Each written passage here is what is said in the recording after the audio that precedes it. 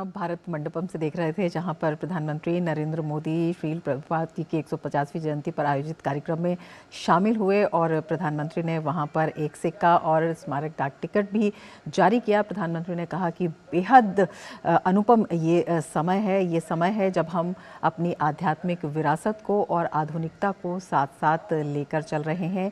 ये नई ऊर्जा का समय है, ये शोध और बोध का समय है, और जब युवा शोध और बोध एक साथ करता है तो जो विकास होता है वो परवान चढ़ता है, और वही जो समय है वो हम देख रहे हैं। प्रधानमंत्री ने बहुत से जो नए कार्य हैं उनका जिक्र किया, लेकिन किस तरह से उसके साथ ही हमारी सांस्कृतिक और आध्यात्मिक विरासत भी आगे बढ़ रही है उसका भी प्रधानमंत्री ने जिक्र किया। और प्रधानमंत्री ने ये भी कहा कि ये सब जो हमारे संत हैं, जो हमारी संस्कृति है, जो हमारी विरासत है, उसकी वजह से संभव हो पा रहा है। प्रधानमंत्री ने कहा कि भारत मंडपम की भव्यता और दिव्यता आज और बढ़ गई है। उन्होंने प्राचीन काल के अनुभव मंडपों का जिक्र किया। उन्होंने कहा कि वो ऊर्जा का केंद्र होते थे, और उन ऊर्जा के केंद्रों में इस तरह से जो हमारी आध्यात्मिकता है, हमारी संस्कृति है, उस पर जो है वो गर्व किया जाता था, उस पर बातचीत होती थी।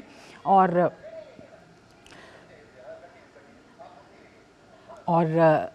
इस तरह से आज भी नए भारत में विकास और विरासत के एक साथ दर्शन लगातार हो रहे हैं। प्रधानमंत्री ने ये भी कहा कि ये जो भवन है वो भारत के आधुनिक सामर्थ्य और प्राचीन मूल्यों का केंद्र है। ये भवन जो है आज धन्य हो गया है। प्रधानमंत्री ने कहा कि श्रील प्रभुपाद जी की 150वीं जयंती के कार्यक्रम में शामिल होना मेरा परम सौभाग्य है। ये बड़ी बातें हैं जो प्रधानमंत्री ने कही। भारत के प्राचीन और आधुनिक मूल्यों का केंद्र भारत मंडपम है। इसके साथ ही उन्होंने कहा आपके उल्लास में रामलला के विराजमान होने की खुशी भी शामिल है। उन्होंने ये भी कहा कि चैतन्य महाप्रभु ने आध्यात्म और साधना को जन साधारण के लिए सरल और सुलभ बनाया। इसके साथ ही चैतन्य महाप्रभु ने बताया कि ईश्वर की प्राप्ति संन्यास से नहीं, उल्लास से भी की जा सकती है। प्रधानमंत्री ने यह भी कहा, चैतन्य महाप्रभु ने बताया कि संकीर्तन, भजन और कीर्तन से आध्यात्म के शिखर पर पहुंचा जा सकता है। श्रील भक्ति सिद्धांत प्रभुपाद चैतन्य महाप्रभु के संकल्पों की प्रतिमूर्ति थे। प्रधानमंत्री ने कहा कि कोई भी समाज अपनी जड़ों से दूर होने पर अपना सामर्थ्य खो देता है। इसके साथ ही उन्होंने कहा कि भक्ति हताशा नहीं, आशा और आत्मविश्वास है। प्रधानमंत्री ने कहा ईश्वर की भक्ति हमारे ऋषियों का दिया हुआ महान दर्शन है। उन्होंने कहा आज़ादी के आंदोलन में भक्ति आंदोलन की अहम भूमिका रही है। प्रधानमंत्री ने कहा भारत के लिए एक भारत श्रेष्ठ भारत आध्यात्मिक भावना है। प्रधानमंत्री ने कहा कि अनेकता में एकता का भारत का मंत्र इतना सहज है, इतना व्यापक है कि उसमें विभाजन की गुंजाइश ही नहीं है। हम राष्ट्र को देव मानकर देव से देश का विजन लेकर आगे बढ़ रहे हैं। प्रधानमंत्री ने कहा अमृतकाल में हमने अपने भारत को विकसित बनाने का संकल्प लिया है। देश का युवा बोध और शोध दोनों को साथ लेकर चल रहा है। ये बड़ी बातें हैं जो प्रधानमंत्री ने कही। उन्होंने कहा आज का युवा स्पिरिचुअलिटी और स्टार्टअप्स दोनों की अहमियत समझता है, दोनों की काबिलियत रखता है। उन्होंने कहा आज का युवा स्पिरिचुअलिटी और स्टार्टअप दोनों की अहमियत को भी समझता है और दोनों की काबिलियत को भी रखता है। और साथ ही उन्होंने ये भी कहा यही वजह है कि जिस तरह से हम अपनी विरासत को आगे लेकर बढ़ रहे हैं, संस्कृति के साथ साथ आधुनिकता के साथ साथ, और विकास की जो ऊंचाई हम तय कर रहे हैं उसे विश्व भी समझ रहा है, जान रहा है, मान रहा है। आगे बढ़ेंगे लेकिन उससे पहले लेते हैं एक ब्रेक। आप देखते रहिए टीडी न्यूज़। मेरे भाई अरविंद कुमार की कुछ महीने पहले एक्सीडेंट में डेथ हो गई। उन्होंने पॉलिसी बाजार से टर्म लाइफ इंश्योरेंस लिया हुआ था जो अब भाभी के घर के खर्च और बच्चों की पढ़ाई में काम आएगा। पॉलिसी बाजार की टीम ने क्लेम दिलवाने में हमारी पूरी मदद की। क्लेम के टाइम पे आपकी हेल्प के लिए हमेशा तैयार। पॉलिसी बाजार, 1 करोड़ का टर्म लाइफ इंश्योरेंस सिर्फ 470 रुपए महीने से शुरू। ब्रेक के बाद आगे बढ़ते हैं।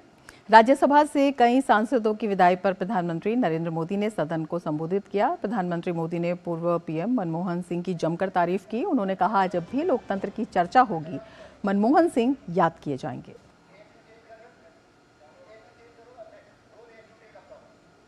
माननीय डॉक्टर मनमोहन सिंह जी का स्मरण करना चाहूंगा।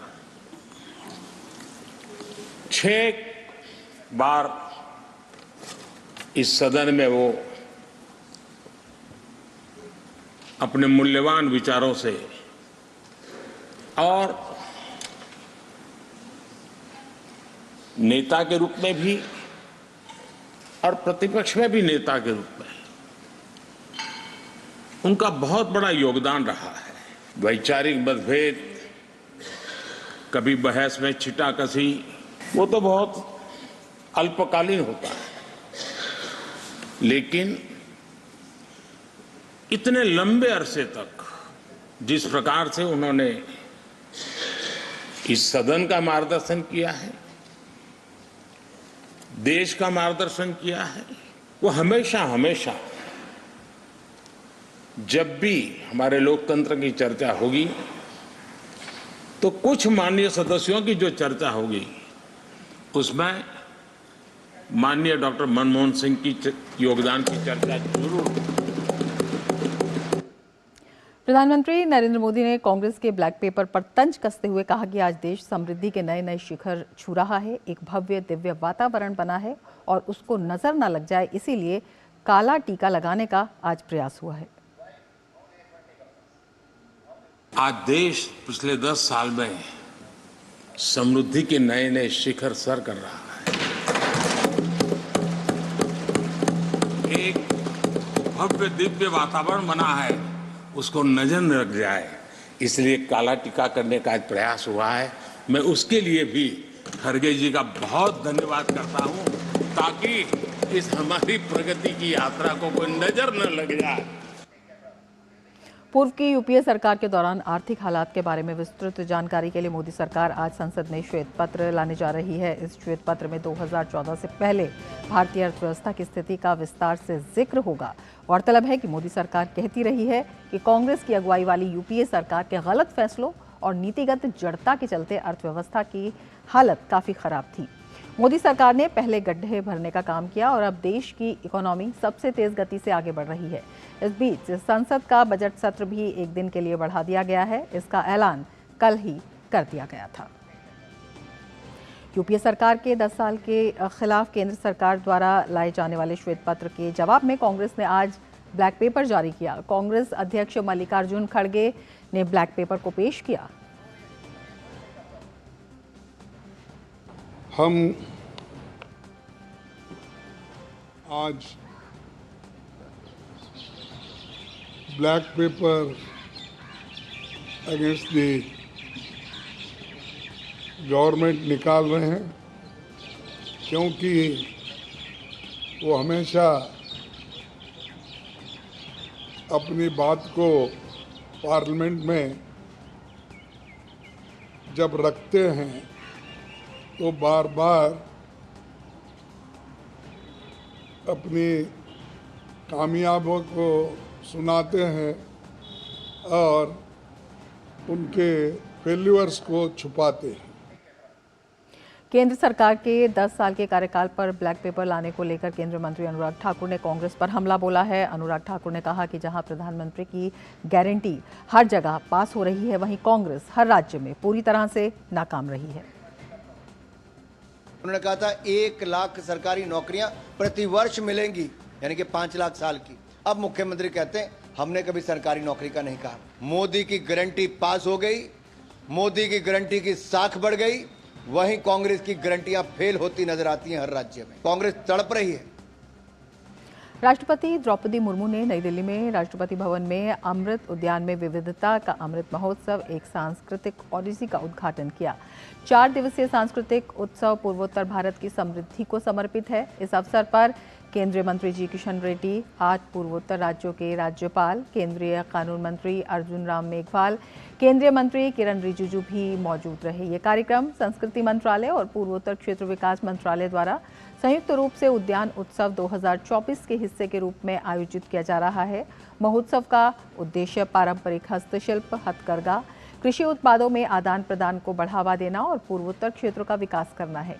ये महोत्सव पारंपरिक कला, शिल्प और संस्कृतियों के मिश्रण से पूर्वोत्तर भारत की समृद्ध विविधता का प्रदर्शन करेगा। पर्यटकों के लिए प्रवेश निःशुल्क होगा और सुबह 10 बजे से रात 8 बजे तक उत्सव को देख सकते हैं। इस अवसर पर राष्ट्रपति ने कहा कि यहाँ लगाए गए स्टॉल में पूर्वोत्तर की जो झलक मिल रही है वो प्रभावशाली है। गृह मंत्री अमित शाह ने सोशल मीडिया एक्स पर लिखा है, ये है प्रधानमंत्री श्री नरेंद्र मोदी का हमारी सीमाओं को सुरक्षित करने का संकल्प। गृह मंत्रालय ने निर्णय लिया है कि देश की आंतरिक सुरक्षा सुनिश्चित करने और म्यांमार की सीमा से लगे भारत के उत्तर पूर्वी राज्यों की जनसांख्यिकी संरचना को बनाए रखने के लिए भारत और म्यांमार के बीच मुक्त आवाजाही की व्यवस्था को खत्म कर दिया जाए। विदेश मंत्रालय फिलहाल इसे खत्म करने की प्रक्रिया में है, इसीलिए गृह मंत्रालय ने FMR को तत्काल निलंबित करने की सिफारिश की है। केंद्र सरकार पर आर्थिक पक्षपात का आरोप लगाने वाली केरल की LDF सरकार खुद सवालों में घिर गई है। भाजपा ने तथ्यों के साथ बिंदुवार जवाब देकर केरल सरकार के आरोपों को खारिज कर दिया है। भाजपा का कहना है कि केरल सरकार अपनी विफलताओं को छिपाने का प्रयास कर रही है। सच्चाई ये है कि केरल के हालिया बजट में टैक्स बढ़ाए जाने से लोग नाराज हैं। भाजपा का कहना है कि केंद्र सरकार ने वित्त आयोग की सिफारिश मानते हुए टैक्स हस्तांतरण की दर बढ़ाकर 42% की। यूपीए काल में ये दर केवल 32% थी। इसके साथ साथ पंचायतों और जिला परिषदों को 7.5% हिस्सा अलग से दिया गया। 2009 से 2014 के बीच यूपीए सरकार के दौरान केरल को मिली कुल केंद्रीय सहायता केवल 70,838 करोड़ रुपए थी, जबकि 2017 से 2022 के बीच मोदी सरकार ने केरल को 22,09,844 करोड़ की केंद्रीय सहायता दी। इस तरह केंद्रीय सहायता में 300% का इजाफा दर्ज किया गया। केरल में केंद्र सरकार राजमार्गों, रेलवे और आधारभूत ढांचे से जुड़ी अन्य परियोजनाओं पर बड़े पैमाने पर पैसा खर्च कर रही है। मोदी सरकार द्वारा 100% वित्त पोषित कितनी ही जन कल्याण योजनाएं केरल में चलाई जा रही हैं। ये योजनाएं किसानों, महिलाओं, स्वास्थ्य और बीमा से जुड़ी हैं। भाजपा का कहना है कि केंद्र सरकार केरल के लोगों के विकास के लिए लगातार कदम उठा रही है, वहीं राज्य सरकार इसमें रोड़े अटकाने में लगी है। जहां तक केरल सरकार के आर्थिक कुप्रबंधन की बात है तो इस पर बार बार चिंता जताई जा चुकी है। 12वें वित्त आयोग ने केरल को उसके बढ़ते ऋण को लेकर चेतावनी दी थी। 14वें वित्त आयोग ने केरल को राजस्व घाटे वाले राज्यों में रखा था। इतना ही नहीं, 15वें वित्त आयोग ने केरल को ऋण के बोझ में बुरी तरह दबा राज्य करार दिया था। 2016 में केरल सरकार की अपनी ही एक रिपोर्ट में माना था कि राज्य गंभीर आर्थिक संकट के घेरे में है। संसदीय कार्य राज्य मंत्री अर्जुन मेघवाल ने विपक्ष पर राजनीति का आरोप लगाते हुए कहा कि किसी भी राज्य के साथ भेदभाव नहीं किया जा रहा है। सारे आंकड़े कल वित्त मंत्री जी ने लोकसभा में रखे। किसी राज्य के साथ कोई भेदभाव नहीं किया जा रहा है। पिछले 10 सालों के आंकड़े रखे, चाहे हमारी सरकार है चाहे हमारी सरकार नहीं है। और प्रधानमंत्री जी का तो यहां तक सोचना है कि जब राज्य विकास करेंगे तभी देश विकास करेगा, तो हम भेदभाव कैसे कर सकते हैं जी? ये राजनीतिक आरोप। लोकसभा चुनाव की आहट के चलते तमिलनाडु राज्य में सियासी हलचल तेज हो गई है। इसी क्रम में तमिलनाडु की विपक्षी पार्टियों के कई नेता बीजेपी में शामिल होकर केंद्र सरकार की नीतियों में विश्वास जता रहे हैं। तमिलनाडु में भाजपा के बढ़ते ग्राफ और केंद्र प्रेरित योजनाओं से वहां की आम जनता को हो रहे फायदों के विषय पर केंद्रीय सूचना एवं प्रसारण राज्य मंत्री एल मुरुगन से बात की हमारे संवाददाता ओपी यादव ने।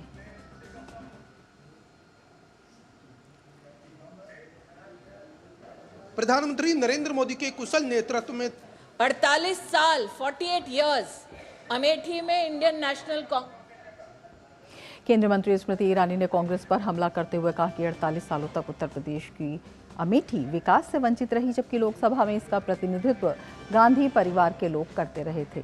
लोकसभा में बजट सत्र के दौरान हुई चर्चा में स्मृति ईरानी ने बुधवार को कहा कि 2014 में प्रधानमंत्री नरेंद्र मोदी के सत्ता में आने के बाद से ही इस संसदीय क्षेत्र का विकास होना शुरू हुआ।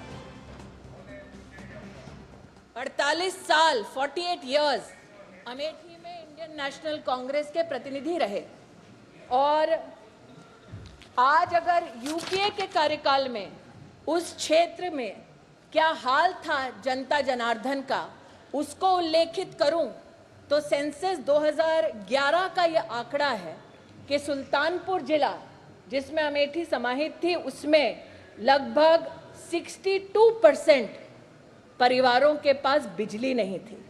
ये कांग्रेस के कार्यकाल का आंकड़ा है कि जिस जिले में अमेठी समाहित थी, 2011 का आंकड़ा कहता है कि 83.8% उस जिले में परिवारों के पास शौचालय नहीं था। नरेंद्र मोदी आए तभी अमेठी लोकसभा क्षेत्र को पहला खाद का रैक नसीब हुआ। 48 साल जब गांधी खानदान का एक छत्र राज था, तब ये नसीब में उनके क्यों नहीं था। कल उत्तराखंड विधानसभा में समान नागरिक संहिता विधेयक पारित हो गया। इसे लेकर प्रदेश भर में ही नहीं बल्कि देश भर में खुशी की लहर है। आदिवासी समुदाय ने इस बात पर खुशी व्यक्त की है कि आदिवासियों की परंपराओं और रीति रिवाजों का सम्मान करते हुए उन्हें इससे बाहर रखा गया है। यूसीसी बिल के बारे में पहले से आदिवासी लोग का एक मांग था, हम लोग उसी बिल से बाहर में रखा जाए और गवर्नमेंट वही एक्सेप्ट किया है, इसलिए हम लोग वही को धन्यवाद देता हूँ। आगे बढ़ते हैं। इंडियन चैम्बर्स ऑफ कॉमर्स के सुबीर पाल ने कहा कि समान नागरिक संहिता पूरे भारत में लागू होना चाहिए। ये सभी को समान अधिकार देता है। ये बिल जो है, ये बिल बहुत ही अच्छा बिल है और ये बिल पूरे भारतवर्ष में लागू होना चाहिए, क्योंकि सबके लिए समान विचार और समान कानून होना चाहिए। और इसमें एक चीज़ के लिए मैं उत्तराखंड गवर्नमेंट को भी मैं धन्यवाद देना चाहूँगा और हमारे भारत सरकार को भी धन्यवाद देना चाहूँगा कि इसमें हमारे जनजाति लोगों के लिए, जैसे कि हमारे आदिवासी लोगों के लिए ख्याल रखा गया कि उन लोगों को इस बिल से दूर रखा गया और इस बिल से अलग रखा गया कि उनका जो अधिकार है, उनका अधिकार का हनन होने नहीं दिया गया। इसलिए मैं समझता हूं कि इस बिल का समर्थन देश भर के सभी लोगों को करना चाहिए और अगर देश के भलाई के लिए ये बिल आया हुआ यूसीसी बिल, इस पर सभी राजनीतिक दलों को एकजुट होकर देश के हित में गवर्नमेंट को सपोर्ट करना चाहिए, गवर्नमेंट के साथ खड़ा रहना चाहिए। आदिवासी कार्यकर्ता ज्वेल उरांव ने कहा कि सभी धर्म के लोगों पर एक ही बिल लागू होगा, इसलिए समान नागरिक संहिता बहुत ही अच्छा बिल है। ये बहुत बढ़िया बिल है। क्या है, हम लोग का जब भारतवर्ष का जो जनता का आईन है, जितना भी हमारा जो धर्म का आदमी है ना, सभी धर्म का एक ही आईन लागू होगा, एक ही आईन में चलेगा। हमारा एक भारत का जितना भी जनता है, ऐसी एक जगह में काम चलेगा। आदिवासी नेता राजन बारा ने उत्तराखंड सरकार का धन्यवाद किया कि समान नागरिक संहिता आदिवासी समुदाय पर लागू नहीं किया गया। हमारे उत्तराखंड सरकार ने जो यूसीसी बिल पास की है और ये बिल में आदिवासी या अनुसूचित जनजाति पर कोई नियम लागू नहीं होता है। इसके लिए हम उत्तराखंड सरकार को बहुत बहुत धन्यवाद देते हैं और सरकार जो भी कार्य कर रही है समाज देश राष्ट्र के हित के लिए, तो इसे होना चाहिए और इसके हम समर्थन करते हैं। आदिवासी समुदाय ने इस बात पर खुशी व्यक्त की कि आदिवासियों की परंपराओं और रीति रिवाजों का सम्मान करते हुए उन्हें इससे बाहर रखा गया है। यूसीसी बिल के बारे में पहले से आदिवासी लोग का एक मांग था, हम लोग उसी बिल से बाहर में रखा जाए और गवर्नमेंट वही एक्सेप्ट किया है, इसलिए हम लोग वही को धन्यवाद देता हूँ। विदेश मंत्री एस जयशंकर ने आज नई दिल्ली में नामीबिया के उच्चायोग पहुंचकर नामीबिया के राष्ट्रपति हिजिंगवोंग के निधन पर शोक व्यक्त किया और शोक पुस्तिका पर हस्ताक्षर किए। उन्होंने एक्स पर अपने संदेश में लिखा, नामीबिया के राष्ट्रपति हिजिंगवोंग के निधन पर हमारी गहरी संवेदनाएं। उनका असामयिक निधन एक बड़ी क्षति है। हमारे संबंधों के विकास पर उनके दृष्टिकोण और नेतृत्व के लिए हम हमेशा उनके आभारी रहेंगे। केंद्रीय विदेश राज्य मंत्री वी मुरलीधरन ने भी उनके निधन पर शोक व्यक्त किया और नामीबियाई उच्चायोग का दौरा किया। 4 फरवरी को नामीबिया के राष्ट्रपति का 82 वर्ष की आयु में नामीबिया की राजधानी में निधन हो गया था। इसी माह उन्होंने कैंसर से पीड़ित होने की पुष्टि की थी। उनके निधन पर संसद के दोनों सदनों में शोक व्यक्त करते हुए मौन रखा गया। और महाराष्ट्र में कांग्रेस पार्टी को बड़ा झटका लगा है। पूर्व मंत्री बाबा सिद्दीकी ने कांग्रेस पार्टी की सदस्यता से इस्तीफा दे दिया है। सिद्दीकी ने कहा कि आज 48 साल बाद पार्टी छोड़ रहा हूं। उन्होंने कहा कि ऐसा बहुत कुछ है जिसे मैं व्यक्त करना चाहता हूं, लेकिन जैसा कि कहा जाता है कि कुछ चीजें अनकही ही रह जाएं तो बेहतर है। तो कांग्रेस को एक बड़ा झटका। और अब आगे बढ़ते हैं। अब देश में सुप्रीम कोर्ट की क्षेत्रीय न्यायपीठों की स्थापना होगी। केंद्रीय कानून मंत्रालय ने एक अहम निर्णय लेते हुए कार्मिक लोक शिकायत कानून और न्याय पर संसद की स्थायी समिति द्वारा पिछले साल दिए गए सुझावों को स्वीकार कर लिया है, जिसमें पूरे भारत में सुप्रीम कोर्ट की क्षेत्रीय पीठें स्थापित करने की बात कही गई है। समिति ने न्यायिक प्रक्रियाएं और उनके सुधार शीर्षक से अपनी 133वीं रिपोर्ट पर मंत्रालय की ओर से की गई कार्रवाई को लेकर एक रिपोर्ट प्रस्तुत की, जिसमें 22 सिफारिशें की गई हैं, जिसमें जजों की सेवानिवृत्ति की आयु बढ़ाने और नियुक्ति में सामाजिक विविधता को बढ़ावा देने जैसी सिफारिशें शामिल हैं। हालांकि रिपोर्ट में यह भी कहा गया है कि क्षेत्रीय बेंच स्थापित करने के मामले में सुप्रीम कोर्ट पहले इस तरह की मांगों को ठुकरा चुका है और इससे संबंधित कुछ मामले सुप्रीम कोर्ट में विचाराधीन भी हैं।